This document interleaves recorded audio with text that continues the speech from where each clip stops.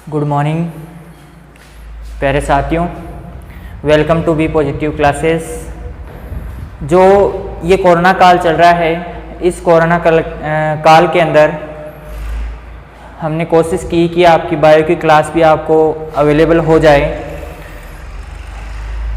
हमने कुछ टीचरों से बात भी की थी, लेकिन यहाँ पर आपके लिए जो बायोलॉजी की क्लास होगी वो मैं यहाँ पर आपको अवेलेबल करवाऊँगा। तो आपको पढ़ने से मतलब है, ठीक है, ध्यान लगाकर पढ़ना है आपको।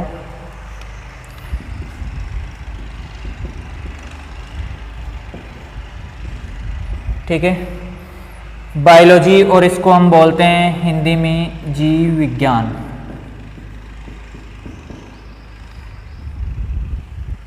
क्या बोलते हैं? जीव विज्ञान बोलते हैं। यहाँ पर बायोलॉजी जो शब्द है वो किस भाषा का है, किन्होंने इनका सबसे पहले प्रयोग किया, सबसे पहले इसके बारे में किसने बताया, क्या इसका अर्थ होता है और इसकी परिभाषा क्या होती है, इसके बारे में हम समझ लेते हैं। क्योंकि हम कोई भी सब्जेक्ट पढ़ना स्टार्ट करते हैं तो उसमें सबसे पहले हमें बेसिक नॉलेज पता होना चाहिए कि हम क्या पढ़ रहे हैं, किस प्रकार हमें पढ़ना है, कैसे हमें पढ़ना है। और सबसे जो महत्वपूर्ण बात है इसमें वो है कि क्या पढ़ रहे हैं हम, ये पता होना चाहिए। ठीक है, तो यहाँ पर यदि हम बात करें, सबसे पहले बायोलॉजी है। बायोलॉजी जो शब्द है वो दो शब्दों से मिलकर बना है।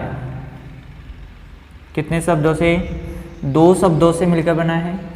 यह जो शब्द है वो ग्रीक भाषा का शब्द है। कौन सी भाषा का शब्द है? ग्रीक भाषा का शब्द है। यहां पर जो ग्रीक भाषा का शब्द है बायोस प्लस लोगस, या फिर लॉजी भी बोल सकते हो, इसको लोगस भी बोल सकते हो, लॉजी बोल सकते हो। बायोस का मतलब होता है जीव, और लोगस का मतलब होता है स्टडी करना, या फिर इसको लिविंग कह सकते हैं। इसका स्टडी करना, स्टडी मतलब अध्ययन करना, अध्ययन करना। तो जीवों का अध्ययन करना क्या कहलाता है? जीव विज्ञान या बायोलॉजी कहलाता है। जीवों का अध्ययन करना क्या कहलाता है? जीव विज्ञान या बायोलॉजी कहलाता है। बायोलॉजी जो शब्द है यहाँ पर दो शब्दों से मिलकर बना है, बायोस प्लस लॉजी। और यहाँ पर जीव, जीवों का अध्ययन। अब जीवों का अध्ययन कैसे करेंगे, किस प्रकार से? आपने विज्ञान के बारे में सब जानते हैं कि विज्ञान क्या होता है, विज्ञान क्या होता है। यहाँ पर हम बात करते हैं, वी का मतलब विशेष और ज्ञान का मतलब ज्ञान। विशेष ज्ञान जो होता है उसे क्या कहते हैं? विज्ञान। देखो, ज्ञान और विशेष ज्ञान अलग अलग चीजें होती है। देखो, एक तो ज्ञान होता है, एक विज्ञान होता है, मतलब दोनों अलग अलग चीजें होती हैं। जैसे हम किसी भी चीज के बारे में जानना चाहें, जैसे हमें देखना है कि हमारा जो शरीर है वो किस प्रकार से मिलकर बना होता है, क्या क्या कार्य करता है, किस प्रकार के इसमें अंग तंत्र पाए जाते हैं, कोशिकीय कोटि के संगठन पाए जाते हैं, या अंग तंत्र संगठन पाए जाते हैं, या फिर जो आपकी जो संरचना है वो किस प्रकार बनी है, ये इस प्रकार ही क्यों बनी है, इसका निर्माण कौन सी इकाइयों के द्वारा हुआ है। तो ये जो सारी चीजें होती है, ये जो सारी चीजें होती है, यही क्या कहलाती है? विज्ञान कहलाती है, विशेष ज्ञान कहलाता है। ठीक है, किसी भी चीज के बारे में, अब चाहे से वो कोई सा भी सब्जेक्ट हो, चाहे से वो आपका मैथ हो, चाहे से आपका साइंस हो, चाहे से आपका कोई सा भी सब्जेक्ट हो, एग्रीकल्चर हो या बायोलॉजी हो, केमिस्ट्री हो, कोई सा भी सब्जेक्ट हो, उसका विशेष ज्ञान प्राप्त करना ही क्या कहलाता है? विज्ञान कहलाता है। ठीक है, तभी तो इन काफी शब्दों के जितने भी शब्द होते हैं उनके आगे विज्ञान जुड़ा होता है। ठीक है, तो यहाँ पर हम बात कर रहे हैं विज्ञान की। सबसे पहले तो आपको बताना है विज्ञान का जनक कौन है, विज्ञान का जनक किसे माना जाता है। विज्ञान का जनक किसे कहते हैं? कोई है ऐसा जो बता सके कि विज्ञान का जनक कौन है। यहाँ पर जितने भी स्टूडेंट बैठे हैं वो भी बता सकते हैं यहाँ पर कि विज्ञान का जनक कौन है। अरे बताओ जल्दी से, आप लोग कमेंट करके बता सकते हो, और यहाँ पर बैठे हैं वो विद्यार्थी मुंह से या लिखकर बता सकते हैं कि विज्ञान का जनक कौन है। तो यहाँ पर विज्ञान का जो जनक है वो माना जाता है गैलीलियो गैलीली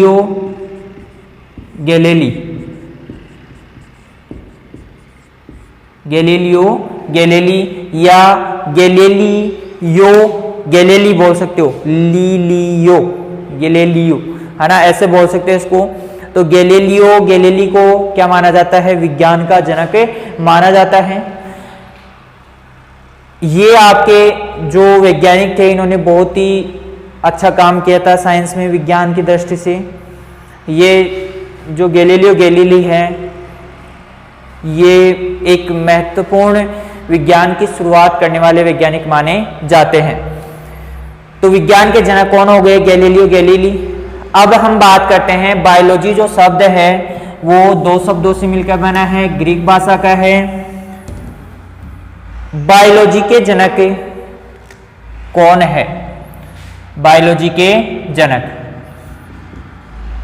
अब बायोलॉजी के जनक माने जाता है अरस्तु को। किसको माना जाता है, अरस्तु को माना जाता है। बायोलॉजी का जनक किसे माना जाता है, अरस्तु को माना जाता है। ठीक है। अब यदि हम देखें कि बायोलॉजी जो शब्द है वो सबसे पहले किसने प्रयोग किया था, तो यहां पर लेमार्क और ट्रिवेरेंस, लेमार्क व ट्रिवेरेंस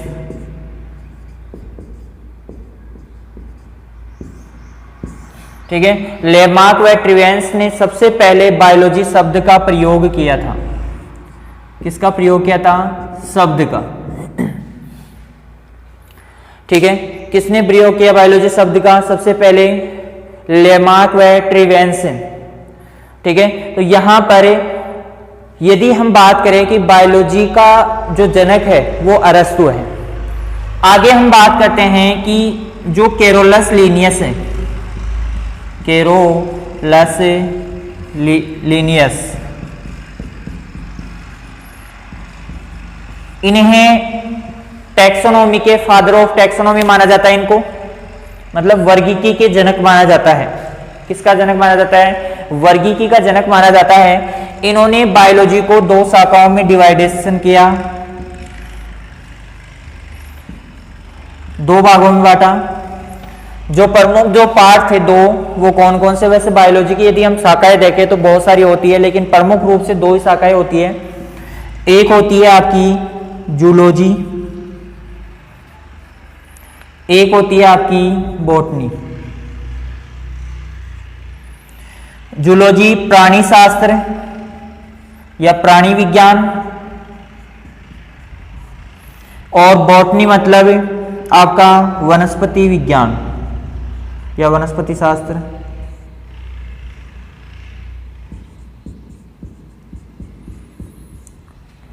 देखो यहां पर जूलॉजी प्राणी विज्ञान और बॉटनी वनस्पति शास्त्र, ये आपको पता होना चाहिए। ठीक है, तो यहां पर जो जूलॉजी शब्द है, जूलॉजी जो शब्द है वो ग्रीक भाषा से लिया गया है। बॉटनी जो शब्द है वो भी ग्रीक भाषा से लिया गया है। यहां पर देखते हैं जून, JOON, जून है ना, जू भी बोल सकते हैं इसको, और लॉजी, ये ग्रीक भाषा का शब्द है। कौन सी भाषा का शब्द है, ग्रीक भाषा का शब्द है। कौन सी भाषा का शब्द है रे, ग्रीक भाषा का शब्द है। और इसका अर्थ होता है, जू का मतलब होता है जंतु, जू का मतलब क्या होता है, जंतु। लॉजी का मतलब क्या होता है, अध्ययन। क्या होता है रे, अध्ययन होता है। यहां पर जंतुओं का अध्ययन अब देखना यहाँ पर एक चीज, सबसे पहले मैं यहाँ पर इस चीज को नहीं बताकर मैं थोड़ा सा यहाँ पे आता हूँ वापस से। जीव, अब जीव का जो अध्ययन किया जाता है वो क्या कहलाता है? जीव विज्ञान कहलाता है। जीव का जो विशेष ज्ञान होता है वो क्या कहलाता है? जीव विज्ञान कहलाता है। तो यहाँ पर हम देखते हैं कि सबसे पहले जीव का जो निर्माण हुआ है वहां से स्टार्ट करते हैं हम। सबसे पहले तो सबसे पहले हम स्टार्ट करते हैं, तो आपने सुना होगा 10th क्लास में या 11th 12th क्लास में आपने पढ़ा होगा कि पृथ्वी का जो निर्माण हुआ है वो बिग बैंग थ्योरी के आधार पर हुआ है। और बिग बैंग थ्योरी के आधार पर हुआ है तो बिग बैंग थ्योरी क्या कहती है कि इसमें ब्रह्मांड में बहुत बड़ा विस्फोट हुआ होगा, माना जाता है विस्फोट हुआ होगा, जिसके कारण ये बहुत सारे छोटे छोटे पिंड बन गए और ग्रह उपग्रह बन गए। ठीक है, तो उनके निर्माण उस बिग बैंग के कारण ये क्या हुआ है? आकाश गंगाओं का निर्माण हुआ होगा। ठीक है, उसके बाद में पृथ्वी क्या थी? गर्म थी, वो धीरे धीरे ठंडी होने लग गई। फिर उसके अंदर एमिनो एसिड, वहां पर एमिनो एसिड, प्रोटीन, वसा, प्रोटीन, वसा, ठीक है, मीथेन, ठीक है, इस प्रकार के पदार्थ उपस्थित थे। और इन पदार्थों की उपस्थिति के कारण और इसके अलावा सल्फर गैस, ठीक है, ये सारी चीजें यहां पर उपस्थित थी। ये धीरे धीरे संगठित होती गई। इसके बाद में किसका निर्माण हुआ होगा? डीएनए और या फिर आरएनए का, क्योंकि आपको पता है जो एमिनो अम्ल होते हैं उन्हीं के द्वारा मिलकर बना होता है डीएनए, आरएनए, न्यूक्लिक अम्ल बनता है। डीएनए आरएनए के बाद में यहाँ पर डीएनए आरएनए के जब संगठन हुआ होगा तो उसके बाद में इसके अंदर जो कोशिका द्रव्य के संगठक होते हैं, एमिनो अम्ल होता है, प्रोटीन होती है, वसा होती है, मीथेन होता है, सल्फर होता है। ठीक है, ये जो कोशिका द्रव्य होता है उसके प्रमुख घटक होते हैं। तो इनका निर्माण होता हुआ गया होगा और इसके बाद में धीरे धीरे प्रथम सेल का निर्माण हुआ होगा। अब प्रथम सेल का निर्माण हुआ होगा तो प्रथम सेल के अंदर ऐसे तो है नहीं कि डायरेक्ट उसके अंदर सेल के अंदर कोशिकांग बन गए होंगे। कोशिकांगों के आधार पर उसके अंदर विभिन्न प्रकार के कोशिकांग, कोशिका द्रव्य, कोशिका झिल्लियां बन गई होगी, ऐसा तो हुआ नहीं। और जब डीएनए आरएनए का संगठन हुआ तो इस समय हम कह सकते हैं यहाँ पर कि वायरस का निर्माण हुआ होगा। सबसे पहले किसका निर्माण हुआ होगा? वायरस का। ठीक है, वायरस फिर वातावरण के अनुसार ढलता गया, धीरे धीरे बदलता गया, उसके चारों तरफ कवच का निर्माण होने लगा और जो डीएनए आरएनए था वो केंद्र भाग में आने लग गया और बाकी की चारों तरफ उसके सुरक्षा आवरण कवर होने लगा होगा। इस प्रकार प्रथम सेल का निर्माण हुआ होगा। प्रथम सेल का मतलब कोशिका का निर्माण हुआ होगा। और प्रथम कोशिका किसे मानते हैं हम? कि मान सकते हैं प्रोकैरियोटिक सेल्स को, प्रोकैरियोटिक सेल्स को मान सकते हैं, क्योंकि प्रोकैरियोटिक सेल्स जो होती है उनमें किसी प्रकार के कोई कोशिकांग उपस्थित नहीं होते हैं, केवल उसमें मध्य में डीएनए आरएनए हो सकता है और उसके चारों तरफ क्या होता है? एक झिल्ली पाई जाती है और उसमें क्या पड़ा होता है? कोशिका द्रव्य भरा होता है और कुछ भी पाया नहीं जाता है, उसमें किसी प्रकार के कोई कोशिकांग उपस्थित नहीं होते हैं। फिर धीरे धीरे ये सेल थोड़ी सी और विकसित हुई होगी और उसके बाद में सेल का निर्माण हुआ होगा कोशिकांगों के साथ, मतलब केंद्रक झिल्लियां उपस्थित हुई होंगी। यहाँ पर इस जो प्रथम प्रोकैरियोटिक सेल थी, इस सेल में ना ही तो यहाँ पे आपका डीएनए आरएनए तो पाया जाता है, लेकिन कोशिका झिल्ली, केंद्रक झिल्ली नहीं पाई जाती है। कोशिका झिल्ली तो पाई जाएगी लेकिन केंद्रक झिल्ली नहीं पाई जाती है। और इसके आधार पर यहाँ पर यूकैरियोटिक सेल्स का निर्माण हुआ होगा। यूकैरियोटिक के बाद में यहाँ पर प्रोटिस्टा, मोनेरा, इस प्रकार से उनका वर्गीकरण होता गया और ये बड़े थोड़े से विकसित जीव बनते गए। फिर एक कोशिकीय जीवों से द्विकोशिकीय जीव, बहुकोशिकीय जीवों का निर्माण हुआ होगा। फिर धीरे धीरे इस प्रकार से फिर कोशिका निर्मित हो गई। कोशिका से धीरे धीरे उनका संगठन हुआ। संगठन होने से क्या बनते गए? जब कोशिकाएं मिलती है तो उत्तक का निर्माण होता है। किसका निर्माण होता है? उत्तक का निर्माण होता है। जब उत्तक मिलते हैं तो अंग का निर्माण होता है और जब अंग निर्मित होते हैं, अंग आपस में मिलते हैं। देखो कोशिकाएं जब मिलती है, कोशिकाएं जब संगठित होती है तो उत्तक बनता है, उत्तक जब संगठित होता है तो क्या बनता है, अंग बनता है, और अंग जब संगठित होता है तो अंग तंत्र बनता है, तंत्र बनता है, और तंत्र जब संगठित होते हैं तो शरीर का निर्माण होता है। तो इस प्रकार से सजीव का निर्माण हुआ होगा, माना जाता है इस प्रकार से कि शरीर जो विभिन्न प्रकार के, आज आप जितने भी प्रकार के जीव देख रहे हो, प्राणी देख रहे हो, जंतु देख रहे हो, आपके जितने भी जंतु और पादप देख रहे हो, तो ये सब के सब इसी क्रम से विकसित हुए होंगे। और यहाँ पर आज भी वायरस जो है वो है आपका सजीव और निर्जीव की योजक कड़ी मानी जाती है। क्या मानी जाती है? यहाँ पर जो वायरस है वो आज भी क्या माना जाता है, यहाँ पर सजीव और निर्जीव की योजक कड़ी मानी जाती है। तो यहाँ पर आपको ध्यान देने की चीज है कि देखो क्या पढ़ रहे हैं हम, जीव विज्ञान पढ़ रहे हैं, और जीव में जीवों का कैसा निर्माण हुआ होगा ये हमने देख लिया यहाँ पर कि बिग बैंग थ्योरी के अनुसार क्या हुआ होगा। यहाँ पर महाविस्फोट, उसके बाद में पृथ्वी ठंडी होती गई होगी, उस पर इस प्रकार के पदार्थों की अधिकता थी, और भी प्रोसेस इसकी बहुत ज्यादा जटिल प्रोसेस है, वो हम प्रोसेस यहाँ पे नहीं देख सकते हैं, वो बाद में देखेंगे। तो ये जो प्रोसेस है इसके बाद में डीएनए आरएनए का निर्माण हुआ होगा, डीएनए आरएनए के बाद में जो वायरस है वायरस बन गया होगा, और वायरस क्या है, सजीव और निर्जीव की योजक कड़ी मानी जाती है, क्योंकि ये जब भूमि में पड़ा रहता है या मृदा में पड़ा रहता है तो क्या होता है, निर्जीव की तरह कार्य करता है, और जैसे ही शरीर में प्रविष्ट होता है सजीव की तरह कार्य करने लग जाता है। इसके बाद में प्रथम सेल प्रोकैरियोटिक का निर्माण हुआ होगा, प्रोकैरियोटिक के बाद में यूकैरियोटिक जब मिलती गई कोशिकाएं तो उत्तक का निर्माण हुआ होगा, उत्तक जब मिलता गया उस अंग का निर्माण हुआ होगा, अंग मिलता गया तो तंत्र का निर्माण हुआ होगा, तंत्र जब मिलता गया तो उसके द्वारा शरीर का निर्माण हुआ होगा। तो यहाँ पर आके जो शरीर है उसका निर्माण हुआ है। तो इस प्रकार का जो अध्ययन होता है वो क्या कहलाता है, बायोलॉजी कहलाता है। आपका क्या कहलाता है, बायोलॉजी। यहाँ पर सबसे पहले शब्द किसने दिया, लेमांक और ट्रिवेरेंस ने, और इसके बाद में इसका जनक किसे माना जाता है, अरस्तु को माना जाता है। ये कौन सी भाषा का शब्द है, ग्रीक भाषा का शब्द है, बायोस प्लस लोगस से मिलकर बना है, ठीक है। इसके बाद में बायोस का अर्थ होता है जीव, और लॉजी का मतलब होता है स्टडी करना, अध्ययन, ठीक है। तो यहाँ पर जीवों का अध्ययन करना या लिविंग ऑर्गेनिज्म का स्टडी करना, तो क्या कहलाता है, यहाँ पर बायोलॉजी कहलाता है। इसके बाद में कैरोल लिनियस ने बायोलॉजी को दो प्रमुख शाखाओं में बांटा। इनकी भी बहुत सारी शाखाएं, जूलॉजी की और बॉटनी की बहुत सारी शाखाएं हैं, तो उनके बारे में हम आगे अध्ययन करेंगे।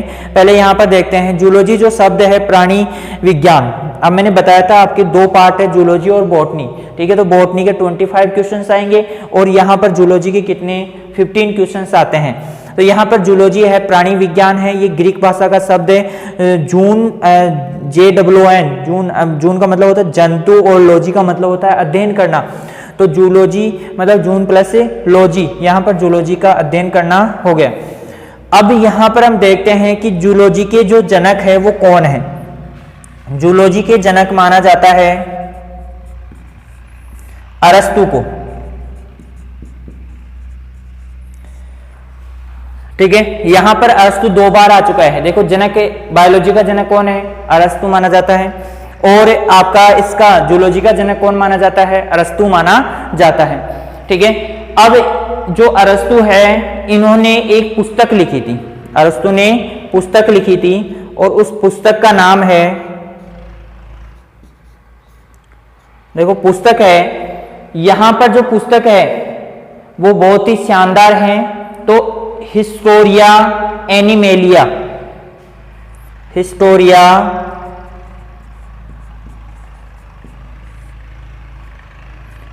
एनिमेलिया,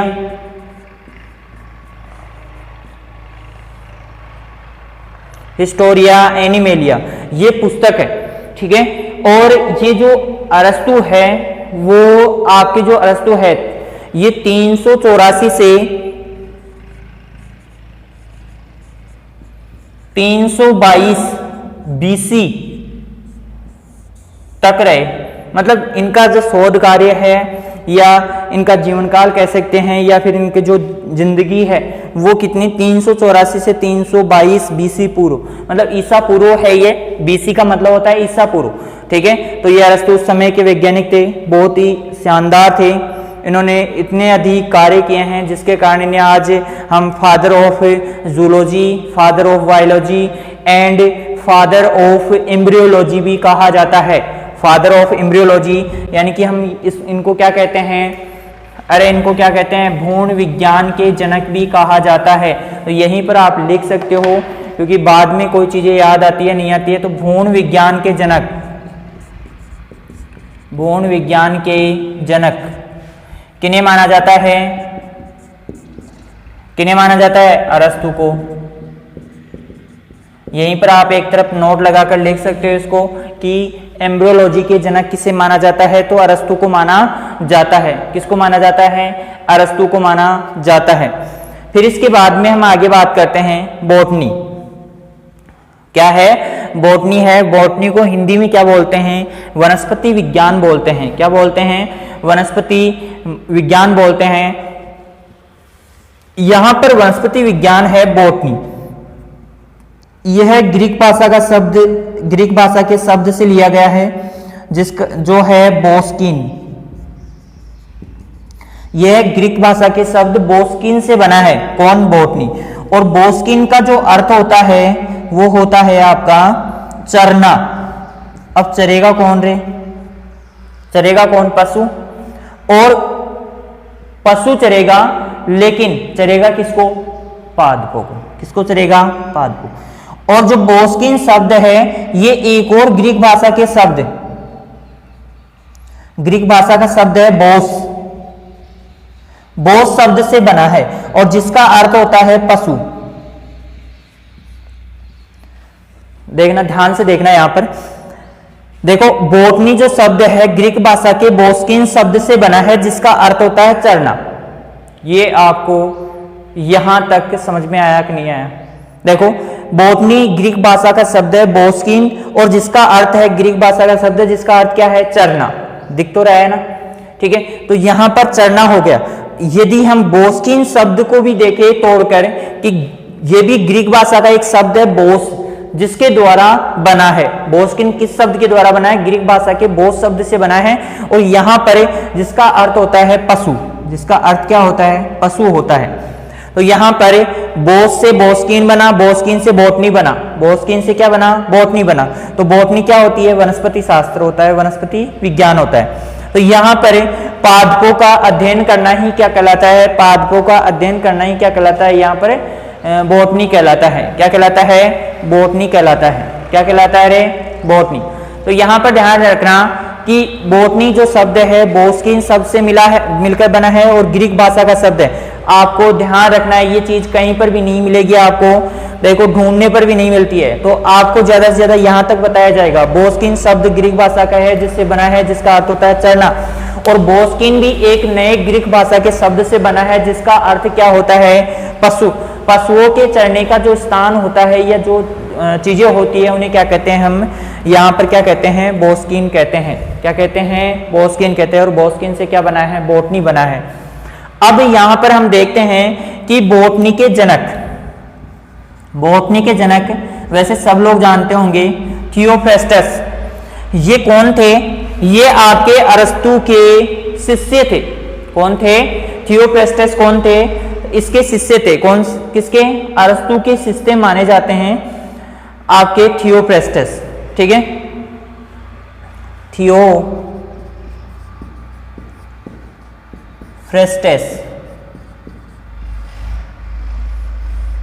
तो यहां पर देखो, जूलॉजी हो गया, बॉटनी हो गया। बॉटनी किस भाषा के शब्द से लिया गया है, जूलॉजी किस भाषा के शब्द से लिया गया है, ग्रीक भाषा के शब्द से, दोनों ही। और यहां पर इनकी जो एक पुस्तक है, इनकी जो पुस्तक है हिस्टोरिया प्लांटेरम, हिस्टोरिया इनकी जो पुस्तक है, थियोफ्रेस्टस की पुस्तक है हिस्टोरिया। देखो, दोनों की पुस्तकों का शुरुआती नाम एक ही है, हिस्टोरिया। हिस्टोरिया, हिस्टोरिया यह है एनिमेलिया, और यह है प्लांटेरम।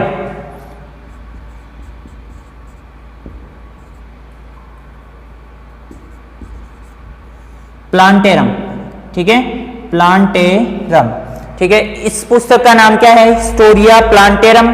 देखो आपको दिख रहा है नहीं दिख रहा है, मैं देख लेता हूं एक बार। प्लांटेरम दिख रहा है, ठीक है। तो यहाँ पर प्लांटेरम हो गया, हिस्टोरिया प्लांटेरम, और इसका क्या होता है, हिस्टोरिया एनिमेलिया। ठीक है, इन्होंने पुस्तक कौन सी लिखी, हिस्टोरिया एनिमेलिया अरस्तु ने, और ये इसके शिष्य होने की वजह से इन्होंने भी हिस्टोरिया लगा दिया। हिस्टोरिया मतलब हिस्ट्री है ना, किसी भी चीज की। और यहाँ पर एनिमेलिया, एनिमेलिया का मतलब एनिमेलिया वर्ग जो पशु है उनकी, और यहाँ पर प्लांटेरम मतलब प्लांटों की जो हिस्ट्री है वो इसमें रखी गई है। और इनका जो समय काल है वो 370 से 285 बीसी, 370 बीसी से लेकर 385 बीसी तक, सॉरी 25 आएगा यहाँ पर, रुको एक मिनट, ये देखता हूँ, 384 से 322 बीसी तो ये हो गया। ठीक है, इसके बाद में इसका हो जाएगा 384 से 322 बीसी और 370 से 200 आएगा, 285 बीसी। ठीक है, तो यहाँ पर इनका जो समय काल रहा है वो तो कितना है, 370 से 285 बीसी, और इनका जो समय काल रहा है वो कितना है, 384 322। अरस्तु के शिष्य थे थियोफ्रेस्टस, और इन्होंने किसकी, यहाँ पर वनस्पति शास्त्र का जनक माना जाता है इनको। इन्होंने पुस्तक लिखी हिस्टोरिया प्लांटेरम, और इन्होंने पुस्तक लिखी हिस्टोरिया एनिमेलिया। यहाँ पर आपसे क्वेश्चन पूछा जा सकता है कि थियोफ्रेस्टस के द्वारा निम्न में से कौन सी पुस्तक लिखी गई, है ना। इसके बाद में हम बात करते हैं, तो ये जो थियोफ्रेस्टस है इन्होंने 2 और पुस्तकें लिखी, इंक्वायरी इनटू प्लांट्स, इनकी जो 2 पुस्तकें थी अन्य, उनके बारे में और देख लेते हैं।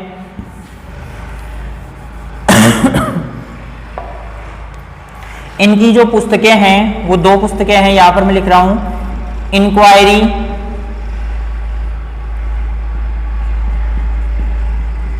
Inquiry into plants. देखो, इंक्वायरी इनटू प्लांट्स, इंक्वायरी का मतलब इनके जानकारी प्राप्त करना, इंक्वायरी इनटू प्लांट्स, और जो दूसरी पुस्तक है उसका नाम है the Qs of plant, the Qs of plant. जो दूसरी पुस्तक है वो है द क्यूजेज ऑफ प्लांट।